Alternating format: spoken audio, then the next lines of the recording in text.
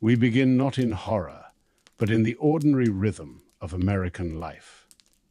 Imagine Chicago in the 1940s, a city alive with the sounds of industry.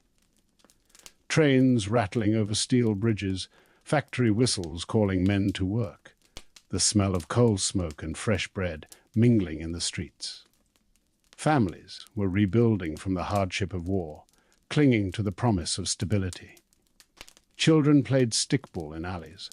Mothers hung laundry out to dry, and fathers returned home in the evening with tired hands and heavy boots. It was a time of structure, of tradition, of expectation. Into this world, in March of 1942, John Wayne Gacy was born. His parents gave him a name that echoed strength and heroism.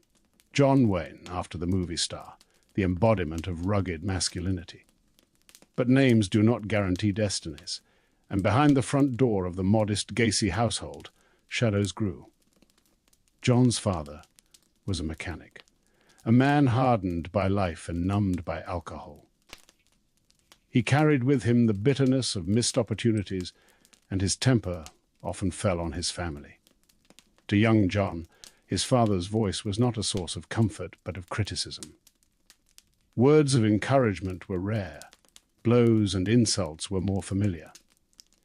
His mother, by contrast, was gentle, protective, trying to shield her children from the storm. But children always know more than adults wish them to. John absorbed both the cruelty and the comfort, learning early that love could be conditional, that approval could vanish as quickly as it was given. He was a sickly boy. He fainted often, suffered from mysterious illnesses that left him weak, unable to play rough with other children. For a father who prized toughness, this was another mark against him. John longed to be seen as strong, but instead he was called soft, mocked for his ailments. These words, sharper than any slap, carved deep scars of inadequacy. He learned to crave approval, to yearn for acceptance wherever it could be found. This hunger, to be liked, to be respected, to be important, would follow him all his life, driving him to wear mask after mask. Yet in public, John was not so different from other children. He smiled, he tried to make friends, he sought belonging, but always beneath was that ache, the sense that he was never quite enough. As he grew older, he discovered how to hide it. He learned charm, the little performances that win people over. A compliment here, a favor there, a willingness to work hard when others faltered. He found that when he smiled and spoke with confidence, people responded. For a boy starved of approval, this was intoxicating.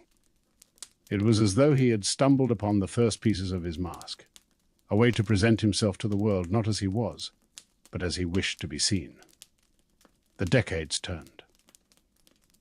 The 1950s brought with them the rise of suburbia, rows of houses with tidy lawns and picket fences, a vision of the American dream stretching outward from the city. Families sought stability, comfort, safety. It was a world of neighborhood block parties, backyard barbecues, and children riding bicycles until the streetlights flickered on. In this world, appearances mattered deeply. To be seen as a good neighbor, a good husband, a good worker. These were the marks of success. John absorbed this too. If he could build the right image, he thought, perhaps he could finally earn the respect he had been denied. By the time he reached adulthood, John Wayne Gacy was already practicing the art of appearances with skill. He married young, tried to establish a stable life, moved through jobs and opportunities. He joined organizations, volunteered, shook hands. He was ambitious not only for money, but for standing. To be seen as dependable, as important, as respected in his community, this mattered as much to him as any paycheck. And then came the role that would define his mask, more than any other, the clown. Clowns, in that era, carried no sinister edge. They were symbols of laughter, of childhood innocence. They appeared at parades, children's parties, hospital wards, bringing balloons and jokes, slapstick tumbles and painted smiles. The clown was joy personified, a figure that turned sadness into laughter. For Gacey, the role offered something extraordinary, a way to transform himself completely. Behind the paint, he could become someone else, someone who was loved, someone who made children laugh, who was welcomed into families, who was trusted without question. He created his own character, Pogo the Clown. The costume was homemade, stitched with bright colors, oversized buttons, and a conical hat. His makeup, however, was unusual. Where most clowns painted soft circles around the eyes and mouth, Gacey's lines were sharp, angular, pointed. To modern eyes, they carry menace, but at the time they were simply bold, eccentric. Families saw only the cheer he brought, the way he gave his time freely at charity events and hospitals. Children remembered the balloons, the tricks, the booming laugh. It was the perfect disguise. In public, Gacey became known not only as Pogo but as a businessman, running a successful construction company. He hired local teenagers and young men, paying them cash for odd jobs. To neighbors, he was generous, offering work to those who needed it. He hosted parties at his home, invited political figures, rubbed shoulders with local leaders. In one famous photograph, he stands beaming beside First Lady Rosalind Carter, a Secret Service pin visible on his lapel. It was the image of success, of community standing. Yet even in these moments, shadows lingered. Beneath the laughter and the networking, Gacey's private desires grew darker. He gravitated toward young men, many vulnerable, many in need of money or guidance. He learned how easily his position, as an employer, as a respected neighbor, as the friendly clown, could be used to lure them. The mask of generosity concealed something else, something that even he perhaps did not fully face in daylight. The 1970s were a time of trust. In suburban neighborhoods, doors were often left unlocked. Children roamed freely. Hitchhiking was common, and the idea of danger hiding in plain sight was unthinkable. Police, overworked and understaffed, often dismissed reports of missing teenagers, especially boys. "They've run away," was the frequent assumption. In truth, many had not. Many had crossed paths with John Wayne Gacy. In his house on Summerdale Avenue in Norwood Park, an ordinary split-level home with a manicured lawn, he built a crawl space beneath the floors. At first, it was nothing unusual. Many homes had them. But slowly, it became a place of concealment, a dark chamber where his secrets were buried. Neighbors sometimes noticed a foul odor drifting from his home. Gacey explained it away: dead rodents, moisture, nothing more. And they believed him, because who would suspect the man who dressed as a clown for charity events, who hosted neighborhood gatherings, who lent a hand when needed? The mask was strong, but beneath it, the darkness deepened. Young men began to disappear. Some last seen working for Gacey, others last seen in his neighborhood, others who vanished into the night without explanation. Families filed missing persons reports, but too often their concerns were brushed aside. Police assumed the boys had run off to start new lives, ignoring the voices of mothers and fathers who knew better. Each disappearance was a fracture in the illusion of safety. But the fractures were scattered, disconnected, easy to overlook, until the day came when one disappearance could not be ignored. In December of 1978, a teenage boy named Robert Piest left his mother's workplace to meet with a man who had promised him a job. That man was John Wayne Gacy. Robert never returned. His family pressed the police to investigate, to look closer, to take their fears seriously. Unlike so many others, Robert was not considered a runaway. His absence could not be dismissed, and with Robert Piest, the mask began to crack. The disappearance of Robert Piest was the thread that began to unravel John Wayne Gacy's carefully woven disguise. For years, he had moved undetected, his crimes buried in silence beneath his home. But Robert was different. He was young, bright, responsible, not the kind of boy who simply vanished without a word. His family knew it, and they demanded answers. The police, who had too often dismissed such reports, now felt the pressure of a case that could not be brushed aside. The winter air in Chicago was sharp that December of 1978. Streets rhymed with frost, the sky heavy with clouds. Officers began their surveillance of Gacey, watching the comings and goings of his daily life. They saw a man who seemed busy, sociable, ordinary.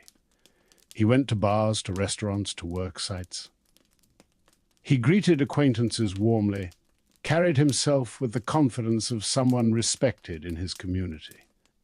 But beneath the surface of those ordinary movements, detectives began to notice cracks. They followed him late into the night and saw him drink heavily, his charm slipping into erratic behavior. He drove aimlessly, visited friends without warning, snapped at strangers. Some officers remarked that he seemed restless, as though he sensed the walls closing in. The mask he had worn for years was beginning to slide. With a search warrant in hand, investigators entered his home on Somerdale Avenue. At first glance, it was what one might expect. A typical suburban dwelling, cluttered with the artifacts of a busy life. Furniture, family photographs, tools from his business. There were signs of hospitality, evidence of parties hosted, meals shared, laughter that had once filled the rooms. But there was also something else, something that settled into the officer's senses almost immediately. A smell. It was not the ordinary odor of damp basements or household pets. It was heavier, more pungent, clinging to the air and seeping into their clothes. Gacey, when questioned about it, waved it off casually. Just some moisture, he said. Dead rodents, maybe. But the officers exchanged glances. Many had smelled decomposition before. They knew this was something else. Beneath the house lay a crawl space. Low and cramped, it required one to bend or crawl to move through. Its ceiling pressed close, the earth beneath damp and uneven. Few would ever venture into such a space willingly. But for investigators, it became the heart of the mystery. They began to dig, to probe the soil with cautious hands. What they uncovered would change not only the case, but the very sense of safety in suburban America. The first bones appeared slowly, as though the earth was reluctant to give up its secrets. A fragment here, a piece there. At first, perhaps, it might have been explained away. But as the digging continued, more appeared. Human remains, proof undeniable. One officer later described the silence that followed the discovery, a silence heavy enough to press on the chest. Each man present understood immediately what it meant. This was not one body. This was not an accident. This was something far larger, far darker. The crawl space was suffocating, the air thick with decay. Investigators had to crawl on hands and knees, their flashlights cutting narrow beams through the gloom. The soil was disturbed in dozens of places, shallow graves pressed into the earth like scars. As they dug, more remains surfaced. It was as though the house itself was releasing a hidden history, one body at a time. Neighbors watched as police cars and vans filled the quiet suburban street. News crews arrived, their cameras pointed at the modest home with its neatly trimmed yard. Reporters spoke in urgent tones, their words carried across the nation. Human remains have been discovered beneath the home of Chicago businessman John Wayne Gacy. For the families of missing boys, the news struck like lightning. Mothers who had waited by telephones for years, fathers who had walked the streets searching for their sons, siblings who had grown up with the ache of absence, all turned their eyes toward Somerdale Avenue. Could their loved one be among those buried beneath the house? Day after day, the digging continued. Each new discovery was carried out of the crawl space in silence, investigators handling the remains with care. The numbers grew, climbing far beyond what anyone had imagined. One body, 2, 5, 10, 20. By the end, 29 young men and boys were found beneath the crawl space and around the property. Others would later be discovered elsewhere, raising the total to 33. It was almost incomprehensible. How could so many vanish without the city noticing? How could neighbors wave and smile at a man who harbored such secrets beneath their very feet? The horror was not only in the number of victims, but in the betrayal of trust. Gacey was not a shadowy stranger lurking in alleys. He was a man who entertained children in hospitals, who shook hands with political leaders, who lived as a respected neighbor. The fear that gripped Chicago was not just of him, but of the realization that anyone, even the friendliest face, could hide unthinkable darkness. Inside the crawl space, the work was grueling. The air was foul, the space so tight that men emerged with dirt ground into their uniforms, their faces pale from the stench. One described it as crawling through a tomb. The earth clung to their gloves, the silence broken only by the scrape of shovels and the occasional call as another fragment was found. It was methodical, heartbreaking work, each discovery a confirmation of what had been feared. And yet, even amid the horror, there was dignity. Investigators treated each set of remains with reverence, placing them carefully into bags, recording every detail. They knew that each bone was a story, a life cut short, a family waiting for answers. To the families, the discoveries were both devastating and strangely relieving. After years of silence, of unanswered questions, there was at last a certainty, however terrible. The crawl space itself became a symbol more than a physical location. It was the darkness beneath the surface of suburban life, the hidden rot beneath the white picket fences. It was a reminder that behind laughter, behind painted smiles, shadows can grow unnoticed. The image of officers crawling through that confined, airless space, pulling body after body from the soil, seared itself into the collective memory of a nation. For Gacey himself, the mask was gone. His arrest came quickly, the charges overwhelming. He was no longer the friendly neighbor, the jovial clown, the successful businessman. He was revealed as a predator, a manipulator, a killer on a scale so vast it stunned even seasoned detectives. Chicago reeled. The city that had once trusted so easily now looked at itself with suspicion. Parents clutched their children closer. Neighbors eyed one another differently. The illusion of safety, once so strong, had been shattered, and across the country the story spread. The killer clown, as the press dubbed him, became infamous overnight. His image, once associated with balloons and laughter, was forever transformed. Clowns would never again be innocent figures of joy. Gacey had stolen that from them, twisting the archetype into something grotesque. Yet amid the headlines, amid the horror, the true heart of the story remained the victims. They were not simply numbers, not merely bodies pulled from the earth. They were young men with lives ahead of them, sons, brothers, friends. They had dreams of careers, of families, of futures that would never come to pass. Their names, when spoken, restored dignity to what Gacey had tried to erase.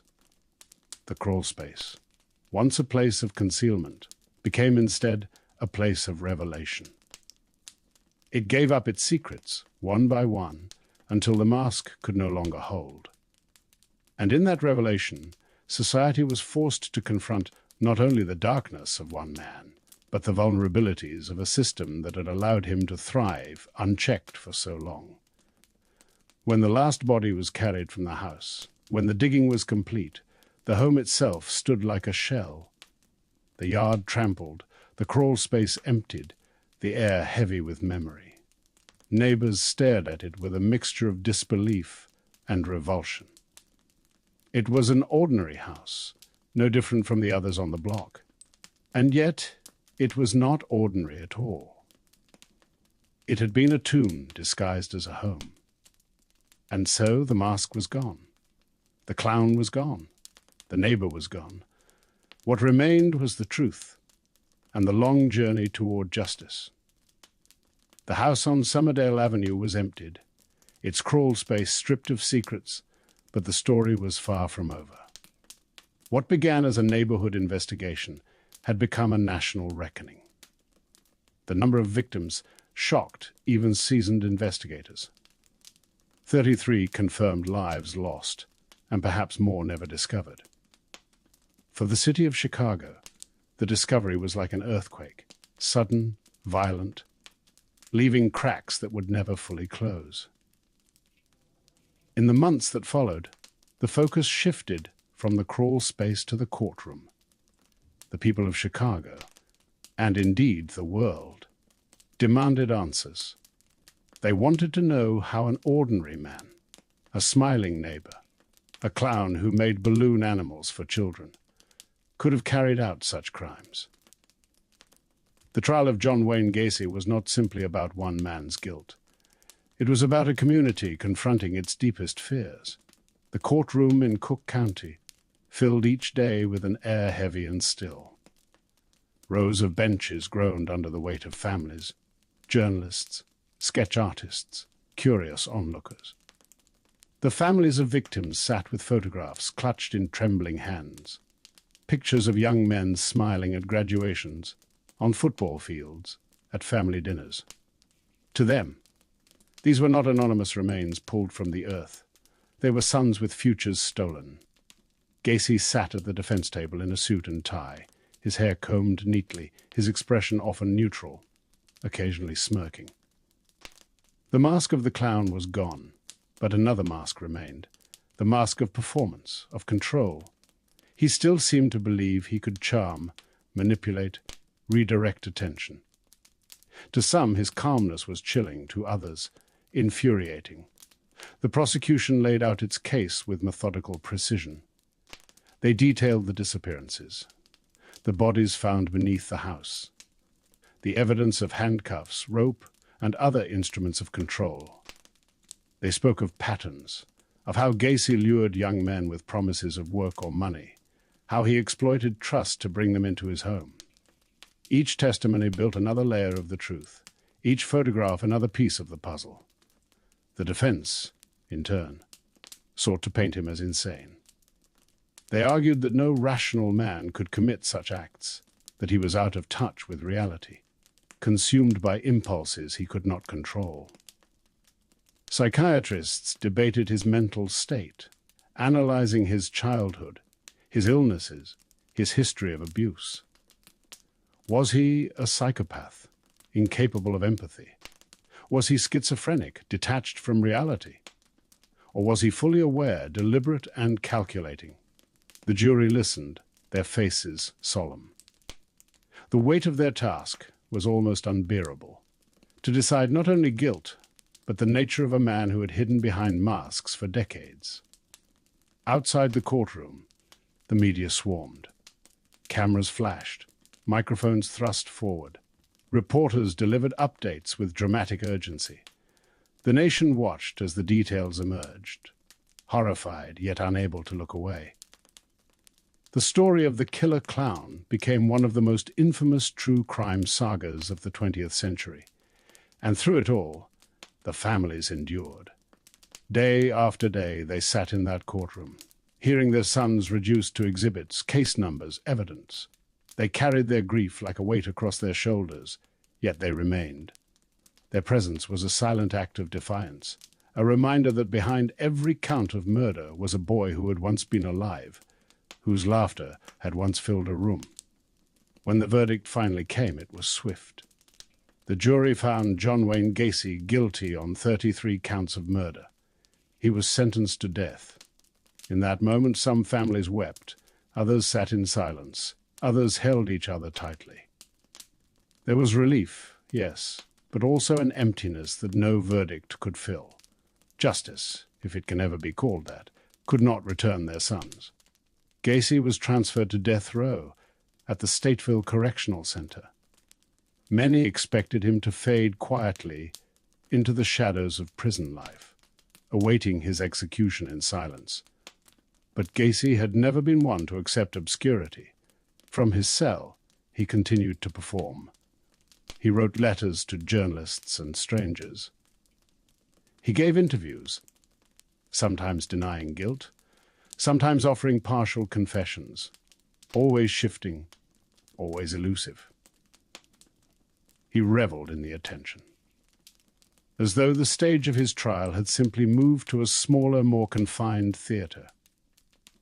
Perhaps most bizarrely, he painted canvases filled with crude images of clowns, skulls, cartoonish landscapes. Some were sold at auctions, collected by those drawn to macabre curiosities.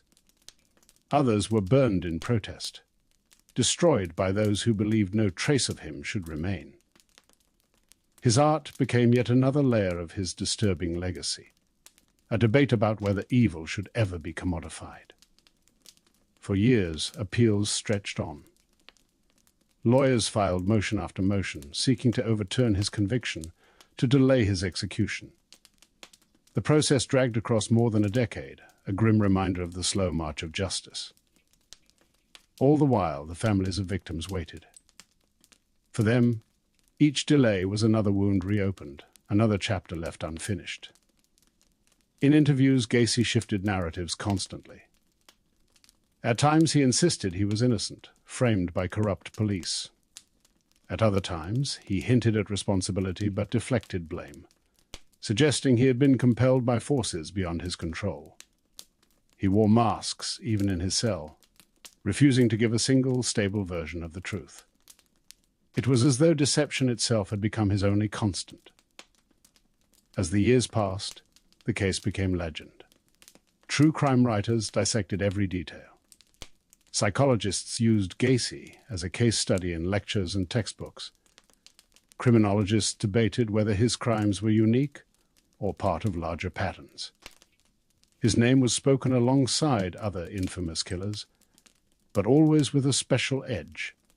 The clown, the crawl space, the neighbor everyone trusted. He was not just another serial killer. He was the embodiment of deception hidden in plain sight. For the public, fascination mingled with fear. People wanted to understand, to believe that by studying him they might prevent another like him. Yet the fascination also carried risk. The risk of forgetting the victims, of allowing the killer to become the focus rather than those he harmed. In time, the true crime genre began to grapple with this, learning to tell stories with greater care, to center the voices of families rather than the boasts of criminals. Finally, in May of 1994, the long journey came to an end. Gacey was led into the execution chamber at Stateville. Witnesses described him as calm, his face composed. He spoke a few final words, defiant, even mocking, before the chemicals coursed through his veins. The process did not go smoothly. The procedure took longer than intended, a final moment of unease in a story already steeped in dread. Outside the prison, crowds gathered. Some stood in vigil, holding candles, praying quietly. Others cheered, shouting that justice had been done. For the families, it was a complicated moment. Relief mingled with sorrow, closure mingled with loss. Their sons were still gone. The execution ended a chapter, but it did not erase the grief carved into their lives. The man was gone, but his shadow remained. And perhaps it was never really about him at all. Perhaps it was always about what he revealed, the cracks in the systems meant to protect, the fragility of suburban trust, the masks we all wear. Gacey's trial and his years on death row became not just a legal saga, but a mirror. In his story, America saw its own vulnerabilities, its own blind spots, its own capacity to overlook what it does not wish to see. And that, more than the details of his crimes, is why his name lingers. The night of May 10, 1994 was warm in Illinois, the kind of late spring evening where the air carries both the promise of summer and the heaviness of storms not far away. Outside the Stateville Correctional Center, a crowd had gathered. Some held candles, their small flames flickering against the dark. Others carried signs demanding justice, demanding closure. Some prayed quietly, others shouted, voices sharp with years of frustration.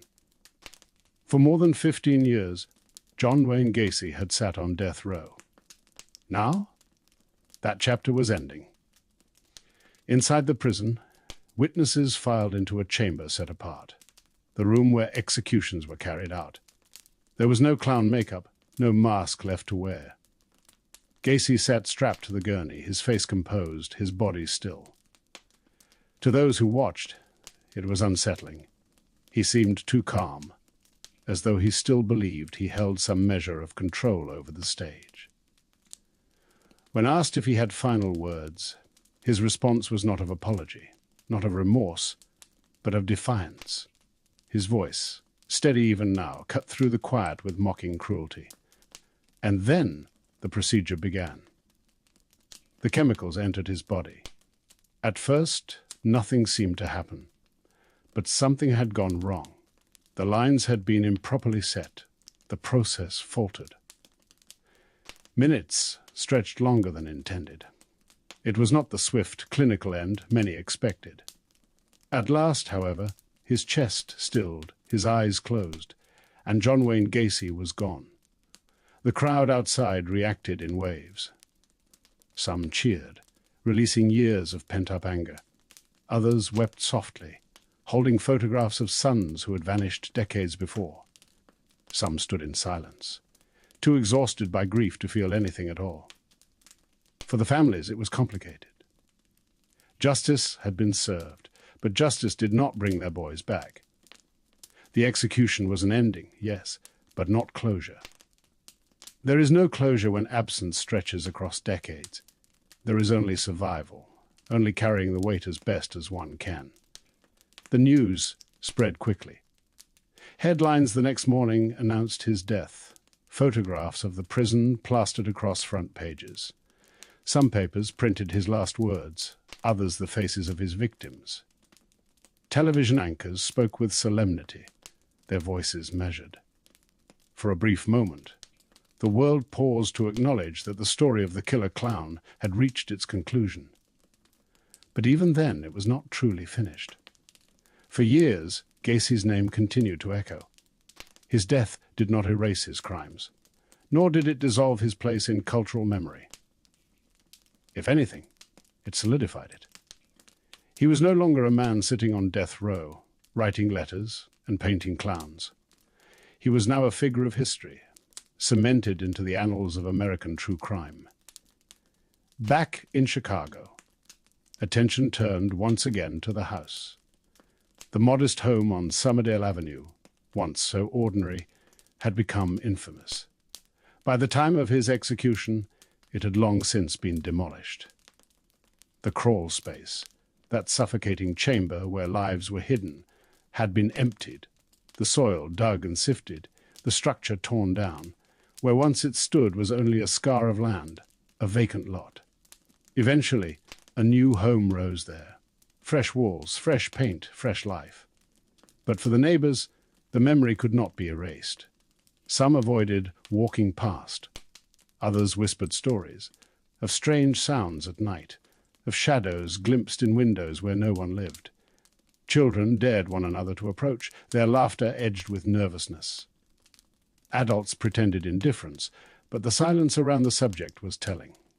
The ground itself seemed marked. Ordinary again, perhaps, but never truly the same. The demolition of the house was symbolic. It was an attempt to cleanse, to erase the physical reminder of what had been concealed there. But memory is not so easily bulldozed. For many, the house still exists in imagination, a place of dread and betrayal, a reminder that evil can live behind the most ordinary doors. Law enforcement, and criminology too, carried the legacy forward. Gacy's crimes became case studies, lessons written into the training of future detectives. They showed how dangerous assumptions can be, how dismissing missing persons as runaways can blind investigators to patterns of predation. Police departments across America reviewed their policies, instituting changes to ensure that disappearances were taken more seriously. Gacey's case, though horrific, forced progress that may have saved lives in the years since. Forensic science also evolved in his shadow. The work of identifying the remains from his crawl space pushed the limits of technology in the 1970s. Many of the boys were initially unnamed, their bones too fragmented to yield answers. But as DNA technology advanced in the decades that followed, new identifications became possible. Even in the 21st century, families received long-awaited phone calls. A match had been found. A son missing for 40 years, finally given back his name. Each identification was bittersweet, devastating confirmation, but also relief that the silence was finally broken. In this way, the victims continue to outlive him, their stories reclaimed from the darkness he imposed. But perhaps the deepest legacy lay not in police procedure or forensic labs, but in culture itself. Gacey's mask, his painted clown face, forever altered the way society saw clowns. Before him, they had been figures of harmless joy, of slapstick humor, of circus tents and children's parties. After him, they carried menace. The sharp lines of his makeup, once just eccentric, became sinister in hindsight. Filmmakers borrowed the imagery, horror writers leaned on it, and audiences found themselves unable to separate clowns from the unease he had seeded. From Stephen King's It to countless films, the clown became a vessel for dread. Children laughed nervously at birthday parties. Parents watched with unease. What had once been innocent was transformed. Gacey had stolen something intangible, reshaping a cultural symbol for generations. Beyond clowns, his story reshaped suburbia itself. The suburban dream. The manicured lawns, the block parties, the trust of neighbors was fractured. Gacey proved that the predator need not be an outsider. He could be the man next door, the one who helped fix a fence, who lent a tool, who waved each morning. Safety was revealed as fragile, trust as breakable. The shock was not only in his crimes, but in where they had been committed, not in dark alleys, but beneath the family home, on a quiet suburban street.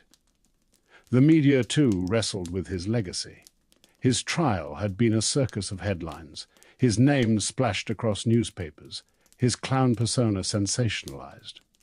In the aftermath, questions arose about responsibility. How should such stories be told? How do we avoid glorifying the killer, turning him into an icon of fear while the victims are forgotten? The true crime genre that blossomed in the years after Gacey often used his case as a touchstone, a reminder that storytelling must tread carefully. His name became not only a warning about crime, but about the way crime is consumed.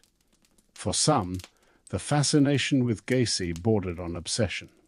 Collectors sought his paintings, his letters, his personal belongings. Auctions sold them for thousands of dollars, while protests erupted against what many saw as the commodification of evil. Should his work be destroyed, or preserved as grim artifacts of history? There was no clear answer, only the discomfort of a society struggling with how to handle the remnants of a monster.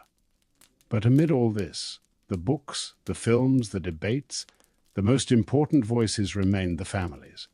They continued to speak their sons' names, to remind the world that these were not just victims of a clown, but boys who loved music, who played sports, who had dreams of careers and families. They reminded us that Gacey's story is not his alone, but theirs, a story of lives stolen, of futures erased. In remembering them, we take back the narrative from the man who tried to erase them.